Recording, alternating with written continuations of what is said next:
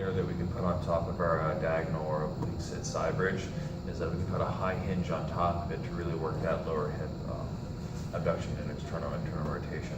So when we come across from our oblique sit and we drive up to the top of the motion, what we can do here is, in addition to this kind of the push up and the height, is we can add an extra little hip hinge on top of this at the top of the motion before we go back down into it. We go back and forth.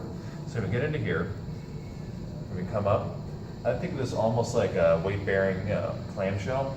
So this bottom hip motion of coming up and down is going to be very similar to kind of our clamshell motion, except now we have to add in a little bit more lateral chain and basically our whole body weight. So once the clamshell gets kind of boring, the band resistance doesn't feel great, getting up to the top of here and adding that same motion, the crease into the hip, the lower glute giving the abduction and external rotation back and forth, can be a nice addition to the top of the motion as we go back and forth.